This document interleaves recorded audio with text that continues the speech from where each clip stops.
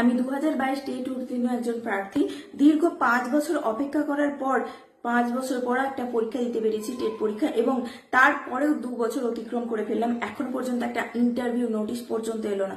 তাই এই interview notice চাই আমাদের অতি সত্বর 50,000 ভ্যাকেন্সি দিয়ে। মাননীয় দিকে দিকে বলে বেড়াচ্ছেন লক্ষ লক্ষ শূন্যপদ খালি রয়েছে বিভিন্ন চাকরি মিলে। আমরা তার থেকে মাত্র 50,000 চাই, বেশি তো চাই না।